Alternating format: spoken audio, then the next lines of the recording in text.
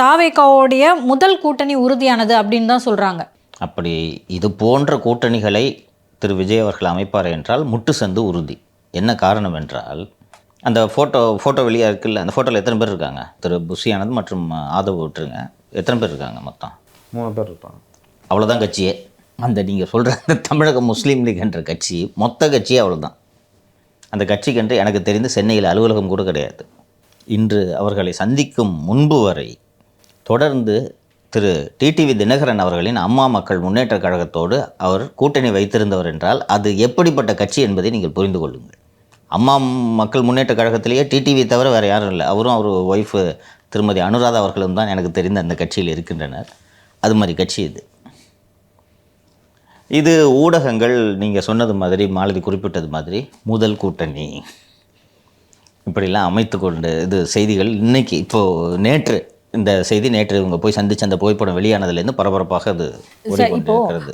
விசிகேவை தான் அவங்க ரொம்ப எதிர்பார்த்தாங்க அப்படின்ற மாதிரியான பேச்சுக்கள் இருந்துச்சு. ஸோ இப்போ ஒருவேளை விசிகேவோட முதல் கூட்டணி அப்படின்னா அது என்ன மாதிரியான ஒரு இம்பேக்ட் இருக்கும், இது எப்படியான ஒரு இம்பேக்ட் இருக்கும்? ஸோ இது கிட்டத்தட்ட டிவிகேவை வலுவிழக்க செய்கிற விஷயம் மாதிரி இருக்காங்க சார். வலுவிழக்கிறது ரொம்ப சரியான வார்த்தையை நீங்கள் பயன்படுத்துனீங்க. அவர்களோட வலுவிழக்கிறதுன்றதை விட அவர்களோட மதிப்பை குறைப்பது அப்படின்றது இன்னும் சரியான சொல்லாடலாக இருக்கும் அப்படின்ட்டு நான் நினைக்கிறேன். இவங்க இது மாதிரி யார் வேணாலும் பார்க்கட்டும், பார்த்தீங்கன்னா சத்தம் போடாமல் இருக்கணும், புரியுதுங்களா?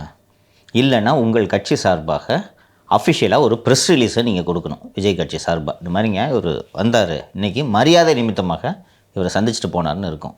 எதுவுமே சொல்லாமல் நீங்கள் ஒரு ஃபோட்டோ மட்டும் ரிலீஸ் பண்ணுறீங்க. எங்கிட்ட ஆதவர்ஜன் இருக்கார், புஷி ஆனந்துக்கு அவர்கள் சால்வை போர்த்துகிறார்கள், மொத்த கட்சியும் சேர்ந்த அந்த 3 பேர் அங்கே இருக்கிறார்கள்னு நீங்கள் டெஸ்கில் இருந்தீங்கனாலும் அப்படி தான் இன்டர்பிரேட் பண்ணுவீங்க. அதை என்ன ரீசன்னா, விஜய்னா வியூஸ் வருதா?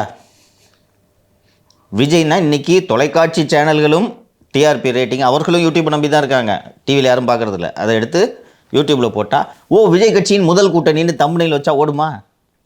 அதுக்கு தான் இது கூட்டணியும் கிடையாது, ஒரு பொருளங்காயும் கிடையாது.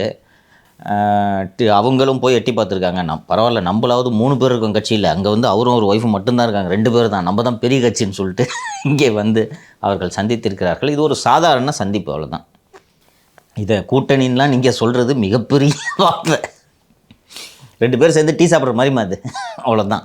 இது கூட்டணி என்றெல்லாம் இதை எடுத்துக்கொள்ள முடியாது.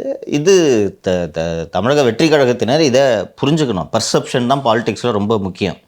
இன்னொன்று, நான் சொன்ன மாதிரி நான் மீடியாவையும் நான் தவறு சொல்ல மாட்டேன். இன்றைக்கி டிவிக்கே gives high TRP rating, high views, கரெக்டாக?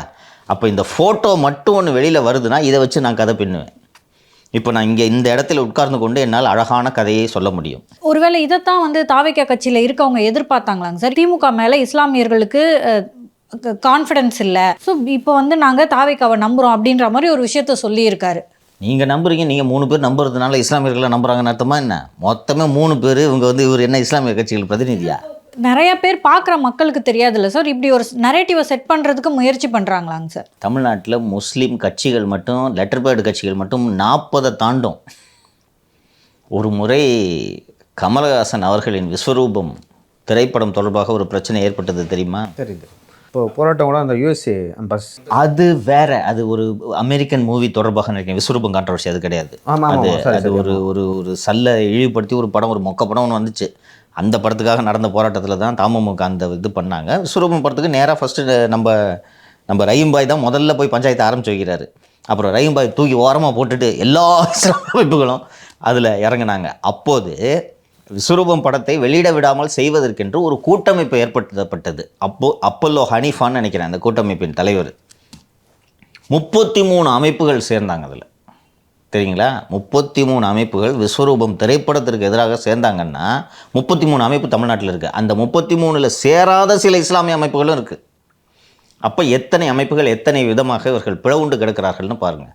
இது விஜய் அல்லது தாவேகாவுக்கான அங்கீகாரம் கிடையாது. அவரை இன்றைக்கி கூப்பிட்டு ஃபோனை எடுக்கிறாங்க. இன்று நாம் நமது அரங்கத்தில் உட்கார்ந்து ஒருத்தரை பற்றி விவாதிச்சுக்கிட்டு இருக்கிறதே அவருக்கு மிகப்பெரிய அங்கீகாரம். இல்லை, ஒரு காலகட்டத்தில் அதான் என் கெஸ்ட்டு, எப்போ கால் பண்ணி விடலாம். இல்லை இல்லை இல்லை நல்ல மனிதர் தான் நல்லா அவங்க. அப்படிலாம் சொல்லல. லைக் ஒரு நல்ல நண்பர் எனக்கு நல்லா பேசுவார்.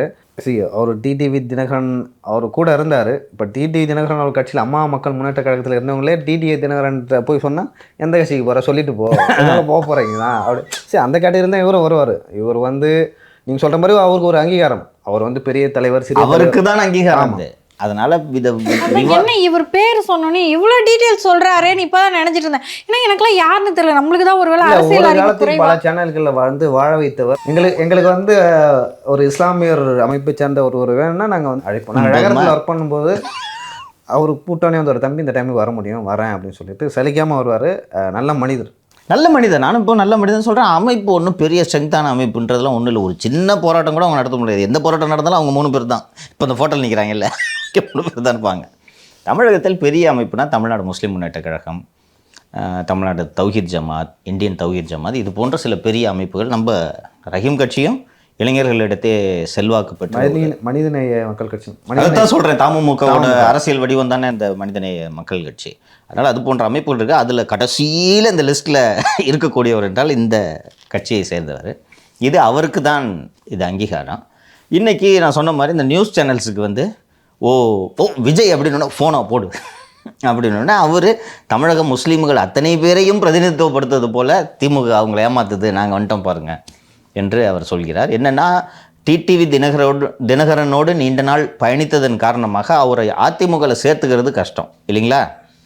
இன்னொன்று, அதிமுக போன்ற கட்சிக்கிட்ட இப்போ போய் அவர் பொதுச் செயலாளர்கிட்ட அனுமதி வேணும்னு கேட்டால் மொத்தம் நீங்கள் 3 பேர் ஒரு கட்சிக்குச்சுன்னா தூக்கிட்டு வராதுன்றவாங்க. சரிங்களா? அதனால் இவங்க தெரியாமல் ஏமாந்துட்டாங்கன்னு தான் நான் ஃபீல் பண்ணுறேன். இந்த மாதிரி நாங்கள் தமிழ்நாடு முஸ்லீம் லீகு அப்படின்னு சொன்னோடனே முஸ்லீம் லீக்கு பெரிய கட்சி போல இருக்குன்னு கூப்பிட்டு வந்துட்டாங்க. சரி, தேர்தல் பிரச்சாரத்துக்கு வாங்கன்னு கேட்டால் இதே 3 பேர் வருவாங்க. அன்றைக்கி ஃபோட்டோ எடுக்கிறதுக்கும் 3 பேர் வந்தீங்க, இப்போ பிரச்சாரத்துக்கு கூப்பிட்டா வருது சார் மொத்தம் நாங்கள் 3 பேர் தான் சார், எங்கே போனாலும் நாங்கள் 3 பேரும் ஒன்றா தான் சார் போவோம் அப்படின்ட்டு தான் சொல்லுவாங்க. அது ஒரு பெரிய நியூஸு கிடையாதுமா அது.